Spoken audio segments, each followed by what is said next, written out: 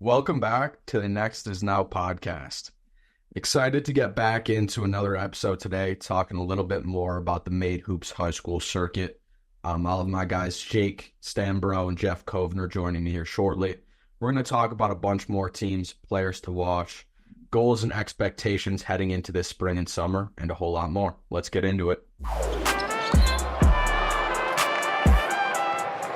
Welcome on, Jeff, our East MHC director, as well as Jake, our West MHC director. Welcome on. Appreciate you guys taking the time today. It's been a nice little series here going through some MHC stuff heading into the first year of our Made Hoops high school circuit. So going to start with Jeff here and get right into it. Headed into year one of the Made Hoops high school circuit. What's kind of your view on the league as a whole, and how do you think the circuit fits into the grassroots ecosystem here? Yeah, well, first off, appreciate you having me on. I've only been asking to be on the pod for, 6 months at this point, so it's great to make my debut. But yeah, I'm super excited for year one of the Made Hoops circuit. I think we do a really, really good job of staying modern, and we always try to be the first with, some different ideas and stay cutting edge what we do. And I think for MHC, that's certainly kind of the standard that we're holding ourselves to. We'll be the first fully independent grassroots operated to incorporate shot clocks at our 17U level, which I think for the enjoyment of the game, but also the overall product, I think is really important. I think it'll help, college coaches, wanting to actually being able to get a good sense of what these guys can do by having a shot clock. I think another thing that we do, it's kind of first and a little bit different that I'm excited about is, at our 17U level, we only play showcase games up until our championship weekend. I think I've been parts of, I've seen lots of events where it's bracket play and college coaches can't figure out where teams are going. They're trying to look on the app and figure out, where a team's going to be playing. So we've kind of eliminated all that and, giving college coaches the opportunity to, once the schedule is out, it's out, and kind of the whole way through, where some of the kids that you're recruiting are going to be playing. And I think that's important to us and something that I'm really excited about. So overall, really, really excited for the spring here to get going in the DMV. And I think it's going to be a lot of fun for the guys and really important for the college coaches to get out and see some of these teams we got. Absolutely. That's great.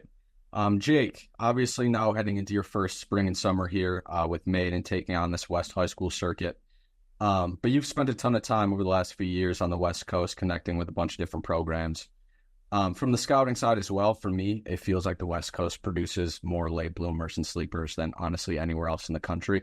So now as this has evolved into a national circuit and covering all across the West Coast there, what's been the mindset for you in terms of finding the right programs to compete on the circuit? Yeah, it's a great question. For us, I think that I agree with that. That there's a lot of late bloomers and sleepers on the West Coast. If you look at a map of the Division I schools that are out there, or even Division II, Division III, most of those schools are on the East Coast. So a lot of West Coast kids get fall through the cracks, and they go out to prep schools on the East Coast to kind of elevate their stock. So in terms of programs that I'm looking for are guys that have sent guys to the next level. There's a good handful out here, and then there's a good handful of programs as well that have sent those kids to the East Coast to kind of be in front of those different schools. Now with the platform like Made Hoops being out here and highlighting some of those programs, I think you'll see some of those programs not have to do that as much, and really have kind of a pipeline for those kids to get to the next level, wherever it is in the country. So that, I'm excited about some of the programs we have going so far. Again, some of them have a rich history of placing kids, and I think it'll be a great year. No, absolutely. I think you're on the money with a lot of those reasons why these got the late bloomers and sleepers in general. And I think also because of the pandemic, obviously there's less basketball on the West Coast there for a while. So now I think those guys are starting to pop up more and more every spring and summer here. But going back to Jeff here, obviously you talked a little bit about it. You've seen the grassroots landscape change a ton over the last few years on the East Coast. What do you think, I would say, the value MHC will provide to college coaches at all levels? Yeah, I mean, I think I feel very comfortable saying that MHC will have recruitable athletes for schools of all levels of college basketball.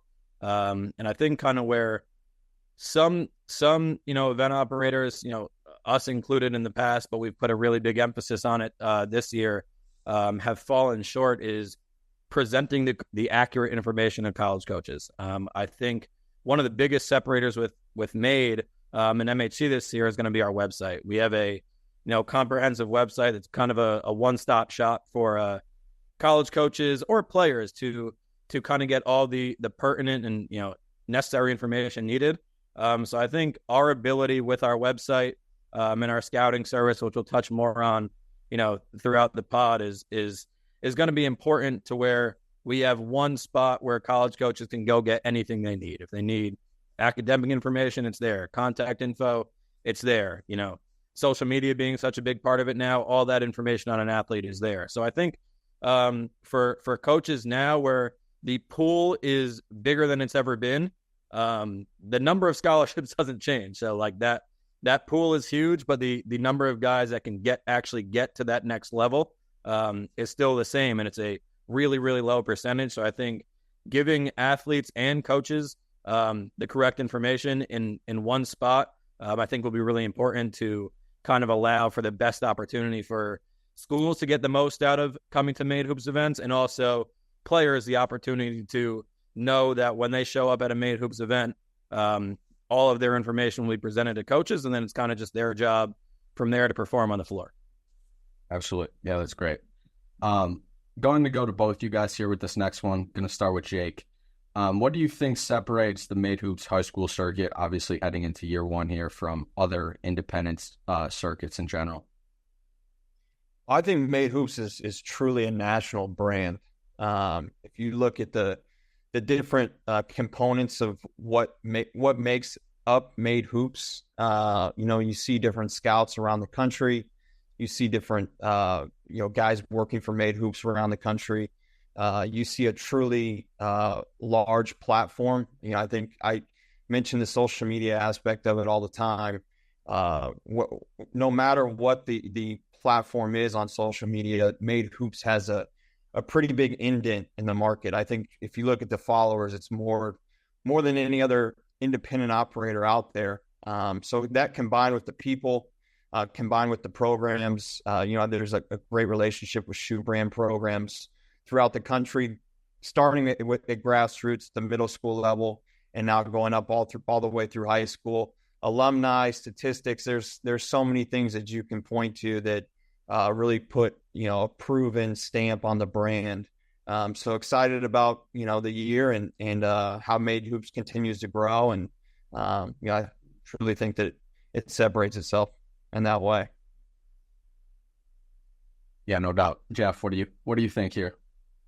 Yeah, I don't want to give you too much credit here on your own podcast, but the reality is, like I said before, there are more teams and more platforms now than ever before.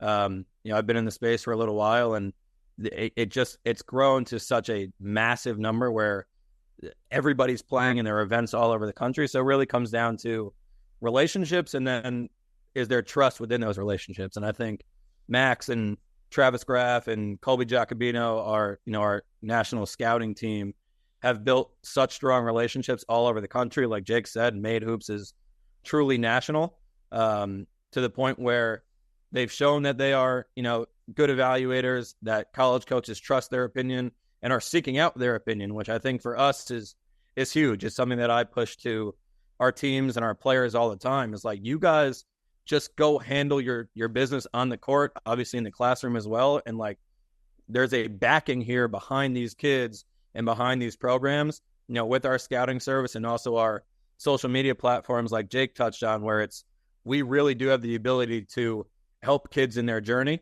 And I think a big testament is, Max here and his team, and, what they've built on the scouting service side. So I think that's something for us that we're really, really excited about. And I'm very grateful that they're on our side here, because it's a huge piece of the puzzle for us. I know a big piece of both your guys' work over the last few months has not been just to identify the right teams, but also identifying the right players. So once to go to both you guys here, we'll go back to Jake to start. Who's a guy or two or a few guys, as many as you'd like, that you're excited to see compete on the stage this spring and summer? Yeah, I mean, we haven't rolled out all the teams that are participating out west yet, so I'll kind of start with the ones that we have, just to not to give people too much info. But some guys I like so far are Braden Harris with the NorCal Ducks. I think he's got real potential. He's a kid out of Northern California, has stayed with that program, independent program, all the way through. I think he's got a real chance to make some waves this spring and summer and be one of the biggest names on the whole entire circuit throughout the country. Austin Mazius with California Stars is an Ivy League caliber player, Patriot League caliber player, high-level academics.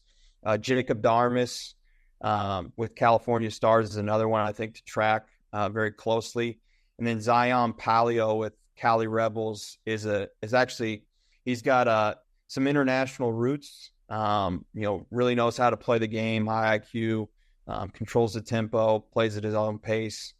So those are four guys, I'd say, out of the teams we've announced so far that I'm excited to see how they do and raise their stock, I think, on the circuit.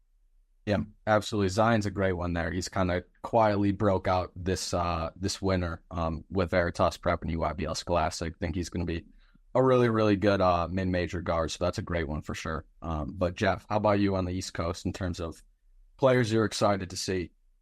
Yeah, I mean, I think I'm super excited about the talent we have throughout our circuit. I'll touch on a few kids here, starting with Ace Flag. Very familiar name. Obviously, his Maine United UIBL team last year made a run at Peach Jam to the finals. And I think for Ace, now Cooper's going to be at Duke next year, and I think Ace is going to have a really big spotlight on him with Maine Hoops in our circuit to show what he could do. I mean, Division I's obviously have been watching him for a long time, and I think Ace has the type of game that when he's able to kind of showcase his full skill set that he hasn't really been able to yet. You see it in bits and pieces, both with Maine United and then with Montverde, this high school season.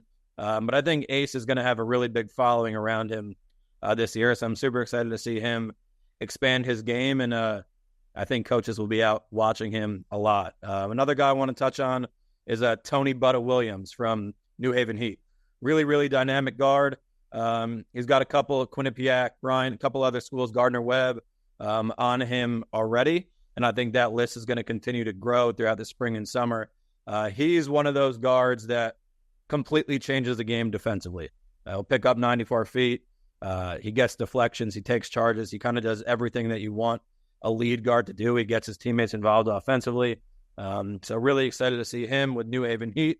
And the last guy is Lance Stone. Lance is the son of a coach on the staff at Eastern Michigan. Smaller guard, but super dynamic. He plays for Michigan Unified on our circuit here. He just picked up his first high major offer a few weeks back from Vanderbilt. He is a really gifted scorer, but I don't even think that's his best trait. I think he is elite at touching the paint, putting passes on time, on target for his guys and running the show. I think he is a really high level point guard that I think more high majors will come to. And he's going to be a breakout name on the Maine Hoop circuit this summer. He's going to really turn some heads with Michigan Unified for us this season. Big time. Like Jake said, we're beginning to roll out some team announcements here. Haven't rolled out every announcement yet. I'm going to go to both you guys here, but starting with Jake, who's a team or two in general you're excited to see compete?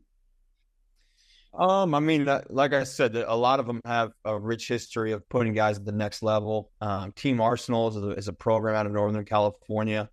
I'm excited to see, KP, who runs that program, has done a great job over the years, sending guys to multiple different levels from high major on down.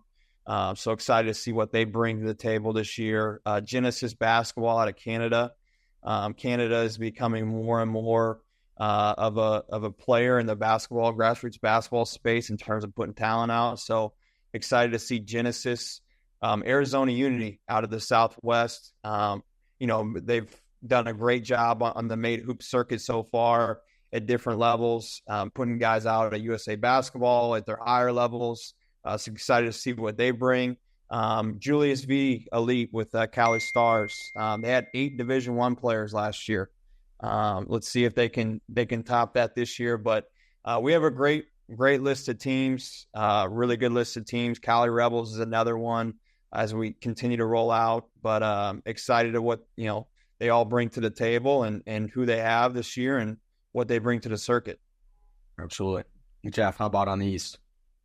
Yeah, I'll start with a couple New Jersey teams. Stay true to my New Jersey roots here, but Jersey Force, team I'm really excited about. They've been going for 20 years here now, and they've sent 100. They got 100 alum playing college basketball. So a program that has sent kids to every level. They have Dominic Barlow is an alum there. He's playing with the San Antonio Spurs. So they produce guys at a really, really high level, and it seems like their 17U specifically, but the whole program all the way down is looking really, really strong this year. So excited about them. East Coast Cyclones, another New Jersey team with us. Their last 2 graduating classes, they've sent 9 kids Division I. So they've been a program that has been kind of a mainstay for college coaches, especially on the higher academic side.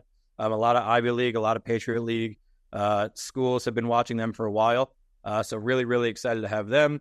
Another team is Team Spartans. Big name, Donovan Klingen, looking to be a repeat national champion here with UConn starting this weekend. So Donovan Klingen is an alum. Tony Felder, Division I player. Really strong program all the way through, and I think they're looking really strong again this year. So a couple of the teams that I'm really excited about, but I think overall, as a whole, the circuit's looking really, really impressive. And like I said, I think it's going to be something where college coaches want to get it on their schedule now and come see some of these teams work this spring and summer. Absolutely. To wrap it up here, going back to Jake to start, whether it's to parents, players, college coaches at any level, what should people expect in year 1 of the Made Hoops High School circuit? Not to sound cliche, but it's coming. It's definitely coming. We've got a lot of noise built up around it. I think a lot of excitement. And then also too, I think people know what Made Hoops is. They associate it with structure. They associate it with high level exposure and high level competition. I think we're only going to continue to build on that, and really excited for year 1 and how it continues to build. And like I said, I think that a lot of people will see that it's going to be a major player this year in the grassroots space. No doubt. Jeff, what do you got? I mean, Jake touched on it, and before I go, I just want to say that having Jake on the West Coast is kind of changing. Again, continuing to build up Made Hoops as the leader in grassroots basketball on a national level. So Jake, keep killing it. I'm excited to see what the West Coast looks like. I know it's going to be great this year, and for us, I mean, it's what he said. I think first and foremost, the events. I think people can expect the events to be well organized and well run. And I think people can be excited and really hang their hat on the fact that we're going to really push our kids. We're going to promote them on social media. We have the best scouting team in the space that's going to help kids kind of reach their goals of playing college basketball at whatever level it is. And I think at the end of the day, Made Hoops is associated with being the best, and that's what we're going to strive to do here. We want our circuit to be undisputedly the best independent circuit in the country, and it starts this year. And I think we're aiming to get there. Love it. Appreciate you guys hopping on. Definitely will be circling back here over the next few months to talk about guys, talk about breakouts, some of the standout teams, everything like that. But appreciate you guys taking the time today. No doubt. Thanks for having me on finally, Maxie.